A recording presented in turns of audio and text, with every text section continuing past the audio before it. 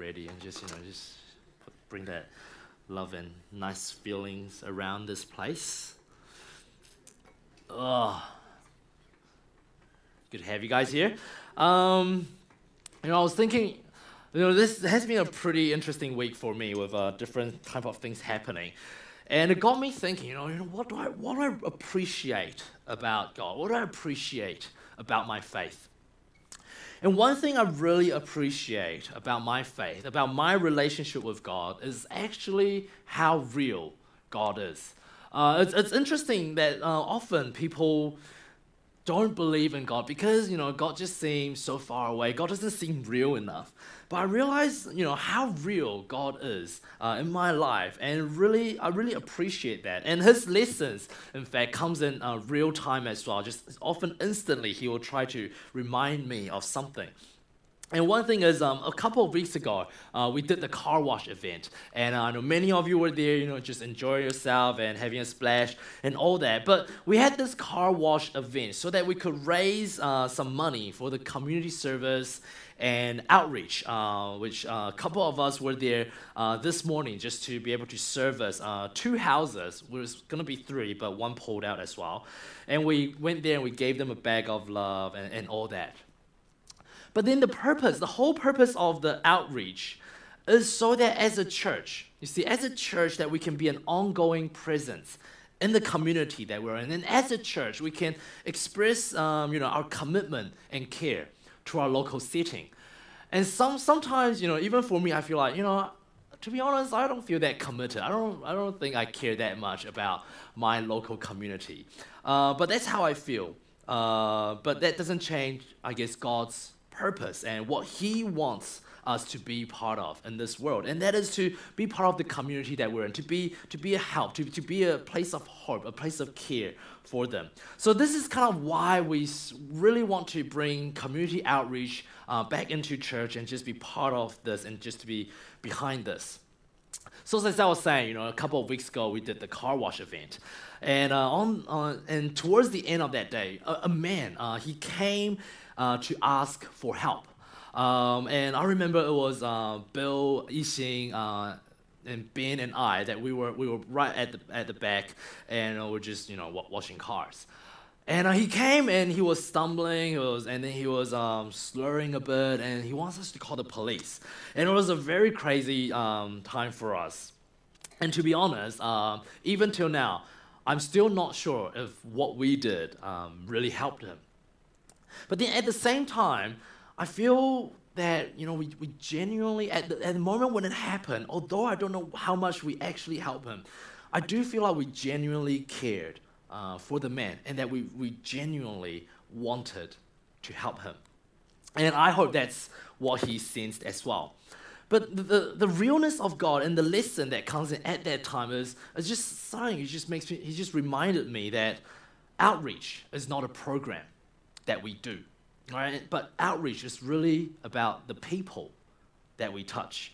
And this is just something I really appreciate about my faith, about who God is, that I just love how real God is.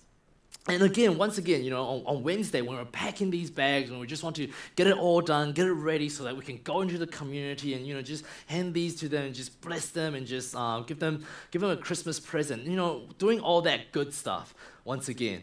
And I really appreciate all of you who showed up. It was like, I don't know how to describe it. There was like tables and production line, and it was like the stereotypical Asian sweatshop kind of efficiency. It was like, and just keep on passing, and it was so quick. And you guys were amazing. You guys are amazing. You should just pat yourself on the back on that. But on Wednesday when we're doing all that, right after we finished, we're just out there. A man, he just came across again, this time with this girl, and then he just asked us to, if we could let her in just to use the toilet. And we're just like, it's not a big deal. And then, we let her in. And after she went in, he turned to us, and then he was just like, can you pray for her? She really needs help. And we were just there trying to understand what does that mean? Like, he's just like, can you pray for her? She really needs help. And just when I was still wondering, what does it mean that she really needs it? She really needs help. Could you could you pray for her? I just remember I looked, I saw Angela. Angela immediately had this I'm on it kind of face, because it's not like I'm gonna run into a girl's toilet and be like, oh, I heard you need prayer, can I pray for you? So Angela just like, I'm on it, and then she had that look and she went straight into it. I don't know what happened in the end. We probably didn't end up doing much either. But then again, I'm just grateful that many of you, you genuinely care for the people, though sometimes you're just uncertain if what you're doing really helps. And I think that's that's kind of what we want to see, start building within this church, just a heart, a compassion for the community. So how does this tie in with what we're doing with faith and hope?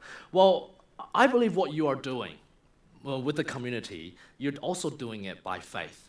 Kind of like Noah, like Gideon, like Jacob, like Joseph, we've kind of looked over the past month. Although we're not, doing all these crazy things they did, like building an ark and surviving 40 days of rain, those kind of things. But I believe you have a hope. You have a hope that God can make his love known through your actions in the community. And by faith, you make this hope possible by taking part in the things that we're doing as a church. And some of you this morning, went there and we just helped in the areas of their house where they can't do it on their own. And I believe, all who went had a story. And I believe you can go after church, and I encourage you to, talk to Elijah, talk to Yixing, talk to, Yiming, Ronnie, and Alan, Tanya, and Teresa, and did I miss someone? Yeah, I think that's about it. Talk to them. What is your story? What happened? What do you talk to them about? I remember Eli at the end of it, because we were just talking to the neighbors, and they talk a lot. And I really feel like, because not often do people talk to them, and it's kind of sad. It is kind of sad. I remember I was talking to Jillian, and then because she remembered me from 3 years ago, because I did their house as well. And then she's just saying that, oh, yeah, it's so good that you guys are here. People don't come here often.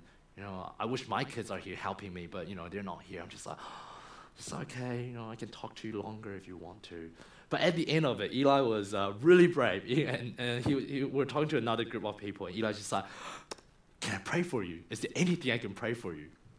And there was just this very awkward pause. I have to say it was awkward. It was very awkward pause. And they were just like, you can pray for the insulation, that the council will put insulation in this house. And I'm just like, oh man, Eli, I respect your courage. And then, but interestingly enough, before we end, they actually brought it up themselves and said, actually, you can pray for us. And then we did. And I think, God is just doing things, in ways that we can't imagine as well. So, you can go after church, ask them about their stories. But even better is that you can build your own story as well. And I really want to encourage you to join us tomorrow at 3 p.m. just to give out these bags just around this neighborhood and just, talk to them a bit, say hi, just be friendly. Maybe God will work among these conversations as well. So today we're looking at Moses. Today we're looking at Moses. And in Hebrews chapter 11, that's when we're doing this series, The Heroes of Faith. It says, by faith, Moses' parents hid him for 3 months after he was born because they saw he was no ordinary child. And they were not afraid of the king's edict. By faith, Moses, when he had grown up, refused to be known as the son of Pharaoh's daughter. He chose to be mistreated along with the people of God, rather than to enjoy the fleeting pleasures of sin. He regarded disgrace for the sake of Christ as of greater value than the treasures of Egypt, because he was looking ahead to his reward. By faith, he left Egypt, not fearing the king's anger. He persevered because he saw him who was invisible. And by faith, he kept the Passover and the application of blood, so that the destroyer of the firstborn would not touch the firstborn of Israel. Anyone here never heard of the name Moses before? You've never come across Moses. You've never come across anywhere in your life this name Moses. Anyone? It is interesting, whether Christian or not, Moses is quite well known. Something about Moses is just, people tend to know about it. I mean, I don't know whether you guys watched, I think the last Pirates of the Caribbean movie. Not that good, but anyway. But even in that movie, there was a scene where the ocean parted as well, and it just shows that there's such impact and significance in Moses' life that it is just gone through all across the world. And the significance of Moses in our Christian faith can never be overestimated. You can never think too highly of who Moses is. And he's such a key figure in the history of Israel. I mean, he led people through the Red Sea in Egypt. He set up the covenant between God and the people, to have the Old Testament. He gave the law to Israel. He received it from God as well. You see, he performed miracles after miracles by God's strength and in God's presence. And Moses just symbolizes the law. When we talk about the law and the prophets, Moses symbolizes all that. So he lived a life of great impact and of great influence and significance. And when we read Hebrews, it seems like this author attributed to 4 events in his life. That is his birth, him siding with his people Hebrews and then actually killing an Egyptian, him asking God to let God's people go, and then also him instructing Israel about the Passover. So my prayer tonight is that through Moses' faith, all of us can learn one thing that I believe Moses kept through all his life. That is, pleasing God will always pay off. Pleasing God will always pay off. Sometimes instantly, sometimes it takes a while, but pleasing God will always pay off. So before we head into the life of Moses, why don't we just bow our head and let us pray. Father God, I pray that in our lives, Lord, you just open our eyes to see where you are and what you want us to do so that we're always finding ways to learn to please you, God. Lord, there's just so many distractions in our lives, so many things that we want to pursue and so many things that pleases us. But God, I pray that through the life of Moses, you help us to see what it means to please you and that it actually pays off in our life as well. It's more worthwhile, more valuable to be on your side. Thank you, Lord. May you open our hearts and our eyes so that we can receive your words tonight. And we pray this in Jesus' name. Amen. So actually, Moses' story is also repeated in Acts chapter 7. And it talks about as the time drew near for God to fulfill his promise to Abraham, the number of our people in Egypt had greatly increased. Then a new king, to whom Joseph meant nothing, came to power in Egypt. He dealt treacherously with our people and oppressed our ancestors by forcing them to throw out their newborn babies so that they would die. Last week, we looked at the life of Joseph, and what Joseph did was amazing. Through his dreams, through the dreams and interpretation of the dreams, he ended up saving millions of people, and at that time, he made Egypt into a great nation. And although we all come across different myths and things from the Egyptian kind of culture, it is believed by the historians and archaeologists that Joseph might have introduced monotheism, that is the idea and the belief of having one God, to the king that he served at his time. And I thought that's pretty amazing. So Joseph was really recognized, he's really known at the time, but then time passed. In fact, 400 years went by, and the Hebrew people grew from a family of 70 to a nation of 4 million people. So imagine a nation of 4 million people inside a nation of its own in Egypt. So there comes a new king. He doesn't know who Joseph is. He doesn't know what Joseph had done, and he became afraid. He said, what if there's a war? What if our enemy comes and attacks us? What would these people do? They will rise up and they'll overthrow us as well. So the king, he set a new rule. He set a new order, and he said all Hebrews are to be slaves. In fact, all Hebrew boys, when they are born, are to be thrown into the river and die. And it's at that kind of a time, a man and a woman fell in love. They fell in love and they want to commit to each other. And one day the man got down on one knee and asked her, would you marry me? And she said, yes, I will. Yes, I will. But then, she became pregnant. And it's like, please, not a boy, please be a girl. It was a boy. And when she saw that he was fine, a fine child, she hid him for 3 months. And I was a bit confused. I was like, what is the Bible about fine child and like Joseph being well-built and handsome and all that? So but when you looked into it, the word beautiful, the word fine, it says about this fine child.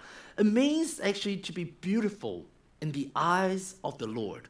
So what it's saying here is when she saw Joseph, when she saw that she was a boy who pleases God, she hid him for 3 months. We don't know in detail how God spoke to the family, but they believe God has a special purpose for their baby. And because they have this hope that God will use their baby for greatness, by faith, they hid him for 3 months against the king's order. But then after 3 months, they realized they could not keep it a secret any longer. So mom carefully wrapped Moses up and just placed him in her DIY floating basket and just carefully placed him on the river and just see where it goes. And as the basket flows downstream, his sister, just ran along and just stood at a distance to see what will happen to baby Moses. And the basket reached this place, and there's Pharaoh's daughter, with her servant girls and just taking a bath there. And then she saw this basket floating, and then the baby cried, and then she looked and said, "Oh, it's a Hebrew boy." And she felt sorry for the Hebrew boy. And immediately the sister saw and she said, and she went over and said, "Do you want me to get a Hebrew woman to nurse him?"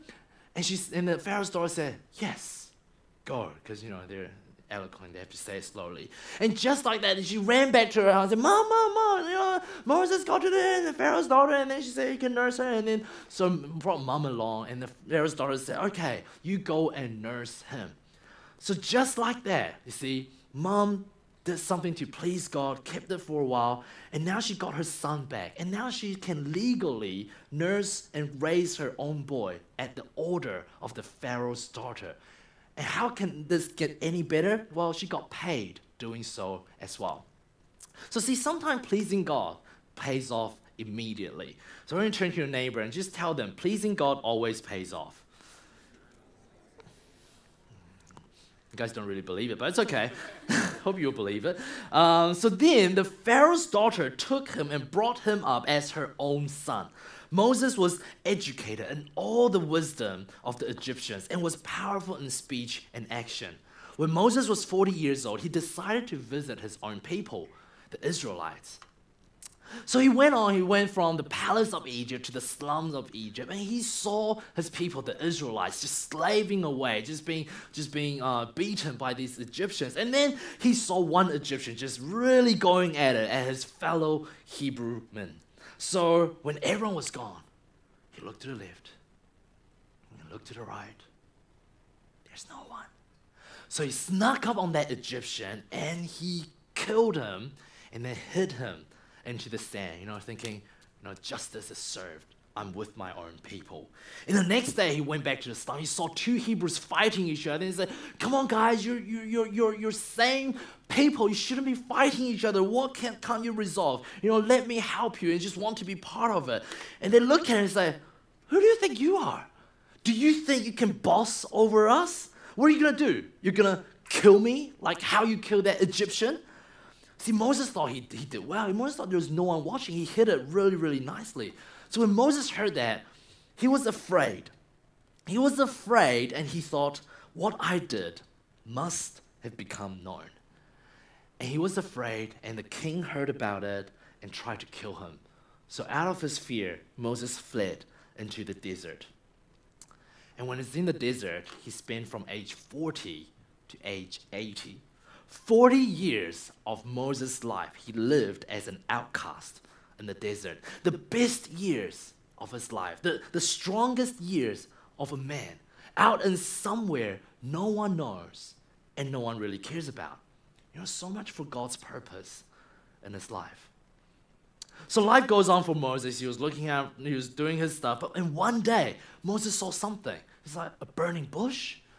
But it's not just a burning bush. You see, the bush wasn't actually burning. So Moses thought, hey, that's an interesting sight. So he walked near to take a look, what's going on here? And when God saw Moses, went to take a look, he spoke out, he says, Moses, Moses. And Moses said, here I am.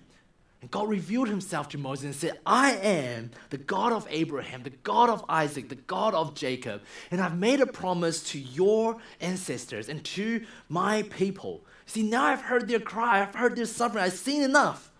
I want you to go back and speak to Pharaoh and bring the Israelites out of Egypt and into the land I promised Abraham.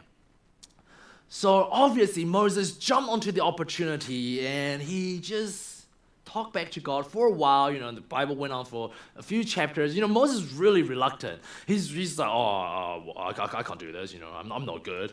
And in the end, God convinced him. And he went to Pharaoh and he said, let my people go. Let my people go. And the Pharaoh said, no. If I let your people go, who's going to build my pyramid? I mean, you're taking my slaves away. So through an event of 10 plagues, God used his mighty power to show Pharaoh that he is indeed God. You see, first water turned into blood. And actually fish died as well, so it's very sad, very sad. And then frogs filled the whole land of Egypt. Every corner you can find. The second plague, there was frogs everywhere. Then the third plague came along. The dust turned into gnats. I don't know how to pronounce, like G-N-A-T, gnat. I think, because they're like this biting kind of insect. So they're called gnats for me. All right. And so the third plague came along, and Pharaoh says no. And the fourth one came. There's big flies that swarm at all the Egyptians only, not the Israelites. Very interesting. And the fifth plague came. The Egyptian cattle and animal, they died of a disease, but not the Israelites. And the sixth one, a painful sores growing on people and animal, but not the Israelites. Then thunder and hail came upon Egypt, the worst ever, everywhere except the land of Goshen, where the Israelites lived, had hail. And then come a massive swarm of locusts that ate everything that survived the hailstorm, but the things Israel owned. And if that's not amazing enough, on the ninth plague, darkness covered Egypt for 3 days, yet all the Israelites had light in the places where they lived. Don't know how that works, but it happened. And then finally came the last plague, the 10th plague. And God instructed Moses, and God says, I'm about to bring in the last plague. About midnight, I will go throughout Egypt. Every firstborn son in Egypt will die. From the firstborn son of Pharaoh, who sits on the throne, to the firstborn son of the female slave, who is at her handmill, and all the firstborn of the cattle as well. There will be a loud wailing throughout Egypt, worse than there has ever been or ever will be again. But among the Israelites, not a dog will bark at any person or animal. Then you will know that the Lord makes a distinction between Egypt and Israel. And God continues, see, this is how Israel will be spared. Each family is to take a lamb. You're going to slaughter, you're going to paint, using its blood to paint on the sides and the tops of your doorframe. Roast the lamb over fire and make bread without yeast, and you eat what I've instructed you eat in the way I instruct you to eat as well. Because on that same night, I will pass through Egypt and strike down every firstborn, both people and animals. I will bring judgment on all the gods of Egypt. I am the Lord. The blood will be a sign for you on the houses where you are, and when I see the blood, I will pass over you. No destructive plague will touch you when I strike Egypt. And by faith, Moses and Israel obeyed everything, and everything happened the way God said it would. If you've never heard this story, if you've never seen it, I really recommend you to watch Prince of Egypt. It's a very great movie, very great movie. But what are we trying to learn here? See, it says by faith, Moses, when he had grown up, refused to be known as the son of Pharaoh's daughter. He chose to be mistreated along with the people of God rather than to enjoy the fleeting pleasures of sin. He regarded disgrace for the sake of Christ as of greater value than the treasures of Egypt because he was looking ahead to his reward. Moses, when he was young, he was taken in as Pharaoh's grandson. See, Moses had everything anyone could ever dream of. All the things that you ever wanted, all the material, all the position, everything that you ever dreamed of in your life, Moses had it, and he can have it whenever he wants. He has the fastest and the newest chariot, 1, 2, 4, 6, 8 horsepower. It doesn't matter, you name it. He can just line them up and just go for a ride. Moses had everything. He had the best of the best things to eat and to drink. He has the finest clothes to wear in every season and always fashionable. He would have all the girls that he wants, treasures, riches, power, fame, glory, all that. Moses had everything you could dream of. Everything you want in your life, Moses had it. Yet, when he had grown up, he refused to be known as the son of Pharaoh's daughter. Why would anyone do such thing? If you're in the position of Moses, would you give up all that? That position, that power, that authority, all that, would you give that up? Why would anyone do such thing? He chose to be with the slaves just because they're his own people. I mean, he allowed himself to be mistreated when he could be treated however he wanted. Why would anyone do such thing? I believe the only reason Moses would trade all that he had for being mistreated and being with his own people is because he found something greater, something more valuable, something far better than all that he ever had. Moses found something that he would trade all that he had for. In fact, Moses found someone greater, someone more valuable, someone far better than anything and everything he ever had. See, Moses found God, and he tasted and experienced the presence of God. See, Moses was a man who encountered God's face-to-face presence. Sometimes you wonder, God, if only I can see you, if only I can have that face-to-face encountering with you, I would believe anything. I would do anything for you. Moses had that. Moses went and he received the law from God himself. He met with God often, and God will actually cover the cave Moses is in and then walk past so that Moses doesn't see God in his full glory. Otherwise, Moses would die. You see, Moses had this relationship with God, and God was right there with him. And if you read the story of Moses, many times Moses argued and even persuaded God for the things that God wanted to do. And through all his encounter with God, Moses learned one of the most important lessons in life. That is, pleasing God always pays off.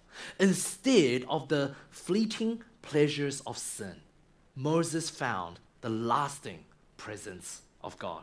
You see, in Moses' life, Moses had encountered everything. In the 40 years in Egypt, he's seen everything, he's tasted everything, he's experienced everything. He knows how pleasurable it is to live his own way, to do his own thing and in the way that he wants. He understands all that. But through that, he realized one thing, that the pleasure of sin is fleeting, that the pleasure of sin is passing, that the pleasure of sin is temporary. The pleasure of sin, quoting Justin, will be the antithesis of lasting. That's what Moses realized. And when Moses said the pleasure of sin, I want to let you guys know one thing, is sin is pleasurable. Sin is pleasurable. Sin is pleasurable, and that's why we always go back to it. If sin is not pleasurable, we would not be struggling with sin. If doing things my own way, doing things the way I like, and just following my own desire, if it's not pleasurable, it doesn't feel good, why would we do it? Why do we struggle in pleasing God? Because sin is pleasurable, and we want to please ourselves. And it is there, and you have to recognize one thing, that is, sin is pleasurable.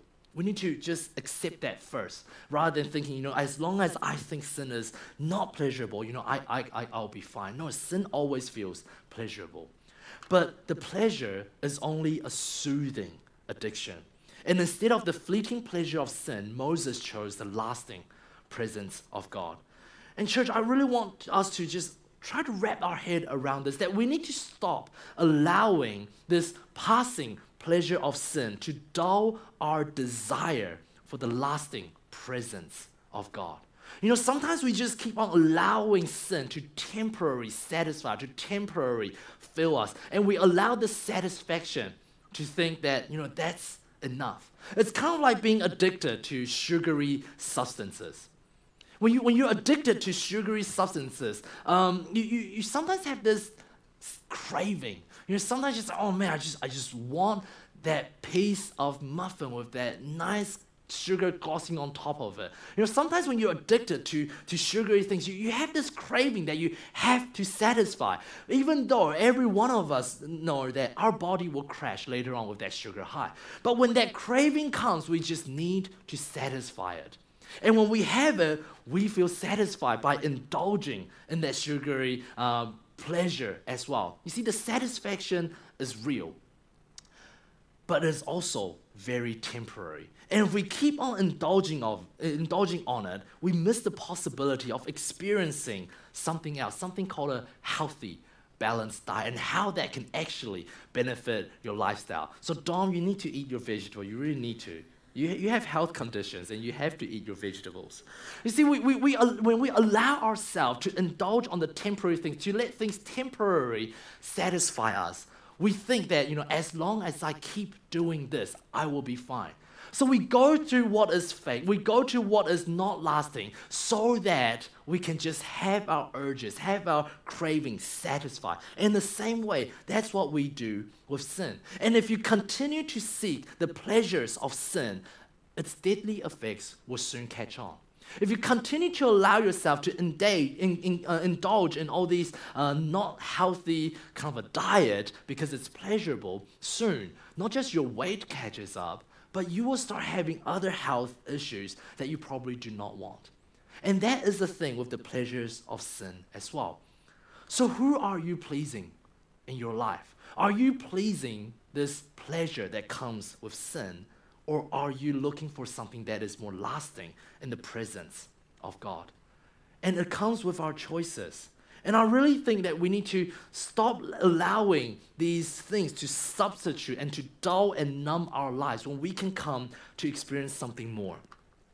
And from my experiences, whenever we indulge ourselves with these pleasurable sin, we're actually trying to seek something. For example, you might be seeking freedom when you want to do things your way. You might just want to escape the expectation that is on your life, that is put down from family. You want freedom. So you find a way to make yourself feel better by doing something you want to do in your life. But what you're doing is you're looking for freedom. Some of you engage and indulge in these things because you're actually looking for something that is hopeful, something that is beyond your current situation, something that you can look forward to in your life. Some of you engage with different activities and things just so that you can have a peace by drowning out or dulling certain things in your life so you just feel peaceful and at peace in your life. Some of us, we head into it because we want healing, we want something to make us forget that we're actually suffering. There's something not right inside of us, that we want healing. That's why we get into it. And some of us, we're lacking joy, and we believe that as I do this, I will have this happiness that will help me to go through my life. So sometimes when we engage in these passing pleasures of sin, we're actually wanting to satisfy something deep down that we're all looking for. But I want to let you know that the lasting presence of God is where this is at. Because only in God will you have real freedom. Not the appealing, fake one that says, I can do whatever I want, that kind of freedom. No, in God, there's a real freedom that is in Him, that is in His Word, that is in His Spirit. That is in God. In God, there is a real hope, not just a wishful thinking with no basis. In God, there's a grounded hope that is in the nature and the promise of God. And in God, you will experience a real peace, not in a way that everyone seems happy with one another, but a peace that keeps your boat steady in the strongest storm. In God, there's a real healing, not the kind of a Band-Aid, I feel better now, but a whole and complete healing that removes you from the effect of illness entirely. In God, there is a real joy, not just a temporary, I feel so happy right now because, I just went out last night, but a lasting happiness that does not depend on anyone or anything but God. You see, all this is given to those who follows God and to those who pleases him by faith. You see, by faith, Moses chose a life that pleased God. And because of that life, things get paid off for him in his life. His parents experienced it, and he experienced in his life as well. Everything Moses was seeking, even though he had everything in Egypt, but there's something that is really missing in his life, and he found that in the presence of God, so that he is willing to trade everything. But then in Hebrews it says, by faith, Moses left Egypt, not fearing the king's anger. He persevered because he saw him who is visible. See, Moses left Egypt not fearing the king's anger. Didn't sound really right.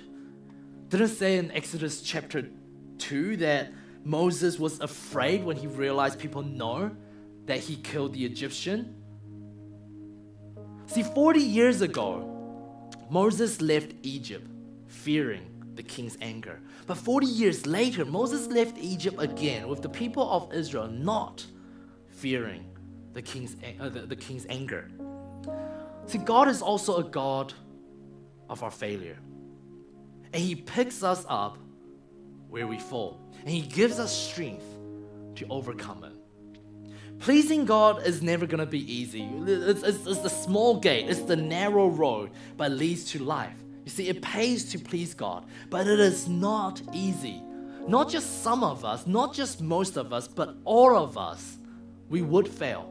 All of us, we would fall sometime in our life because this is not an easy road. But God is a God of our successes, and He's also a God of our failures.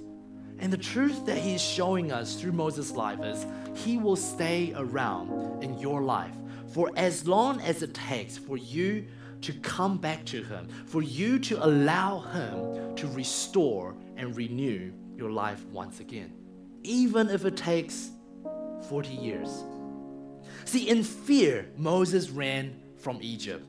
But then, without fear, he left Egypt once again. At where he fall, God picks him up right again and let him overcome it. The difference is the first time, Moses did it his own way. Moses had a purpose. God has a special purpose on Moses. But Moses decided, I'm special. God has a purpose on me. So I can just do whatever I want. I'm gonna make God's purpose happen. So he trusted on himself. He didn't trust God. He didn't go to God. He didn't do it the way God would want him to do. But the second time, when he comes back again, the purpose hasn't changed. But now he trusts God. Now he'll allow God to be involved, the presence of God, to bring out the power of God to accomplish the purpose of God. And I feel like some of us, you might be in a desert. Some of you might know someone in a desert. You're seeking, you're searching, you're wondering, you're questioning, you're confused, you're lost. You feel like no one cares, no one knows, and no one's bothered. But you see, Moses learned something when he was in the desert. That God will be with you for as long as it takes until you realize that everything you are seeking in life is in God. Everything you're looking for to fill that void in your life, it is in God. It says when Moses was in the desert, there the angel of the Lord appeared to him in flames of fire from within a bush. Moses saw that though the bush was on fire, it did not burn up. So Moses thought, I will go over and see the strange sight, why the bush does not burn up. When the Lord saw that he had gone over to look, God called to him from within the bush, Moses, Moses. See, when the Lord saw that he had gone over to look, I have this image of God just waiting there. It's like there's a bush, it's like, let's put it on fire, but don't burn up. And God's just waiting there. It's like, I wonder if Moses saw it. See, God was trying to get Moses' attention all along.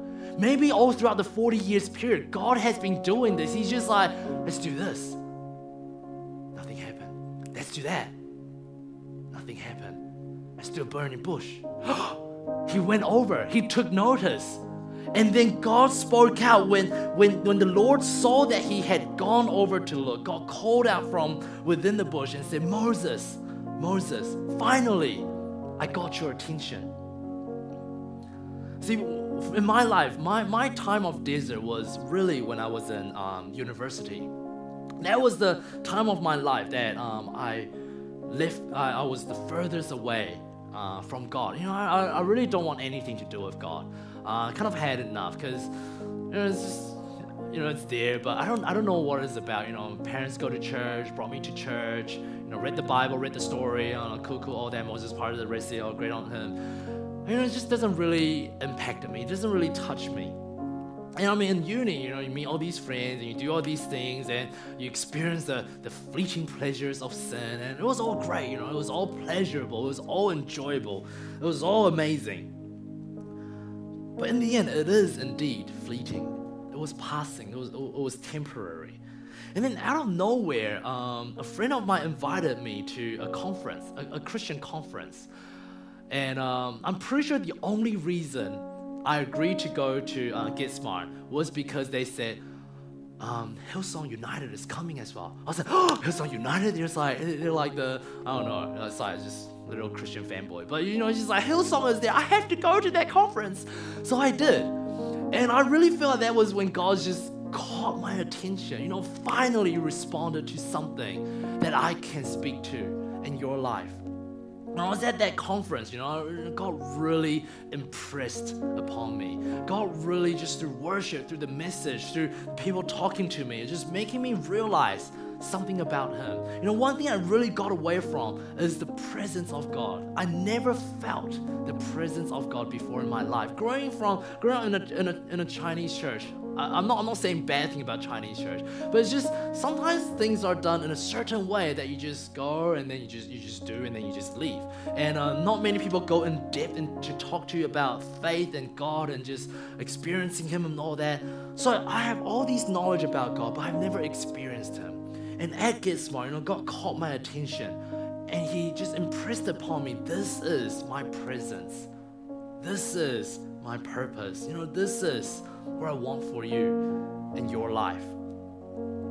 And then because of that, I think I slowly discovered, that lasting presence of God. I start to align myself with God's people, with just later on being working in this church, and also just aligning myself with where God called me to be with the young people in the youth ministry. And then once I align myself with His people, it is interesting. It is when it's with His people, the way Moses did, that His purpose in my life starts to clarify. If you're searching for God's purpose in your life, you have to go to the people that He had called you with. You can't just realize that on your own, by yourself. And when I continue to pursue His purpose, I start to witness more and more of His power. I think each year has not been the same, serving God in this church. Each year I start to see why Moses traded everything for God more and more. See, each year I start to understand how pleasing God truly pays off. There's so many ups and downs over that time, and last year was especially rough with family, and this year is especially rough in the church family as well. But pleasing God somehow always seems to pay off. The importance of real freedom, of real hope, real peace, real healing, and real joy. It all comes when you put yourself in the lasting presence of God. And most importantly, in God, you start to realize that there is this love that is real, that is not just how this world appears to be, but there's something real about love that is in God. See, I want to bring back to just what we talked about last week, about your decisions. Every decision you make in your life, every decision people around you make in your life will affect and impact your life. So we have to choose those decisions very, very carefully. How you decide to fill your life will have an impact on how your life becomes. All the things that you're facing and struggling right now, most of them are a result of what you have chose to do and of what other people had decided to do as well. So you need to start with yourself to make good, godly, and wise decisions, to start choosing the right things, to start realizing, actually, although what I enjoy is pleasurable and enjoyable, what fruit does it bring? How is that impacting my life? When I hide my own insecurities, when I don't become vulnerable with people, how is that benefiting my life? When I choose to tell a little lie just to get by this incident, how is that impacting my life and how people see me? When I choose to just indulge on other things in my life rather than face what is happening, what is missing in my life, how is that helping me overall in my life? You see, all that decision you make truly matters. So start making good ones. Perhaps start by turning back to God. You can start changing your decision tonight by making one good decision in God. Just coming back to Him. Maybe He's caught your attention somewhere and it's time to just come to Him. Maybe it's trusting in God. Actually, God, you have a purpose for me, but I need to trust you in that so that we can see this happening. Maybe it's about pleasing God with your life, living a faithful life that honors God and His presence. Maybe it's about seeking His lasting presence rather than indulge in the passing pleasures of sin. Why don't we pray?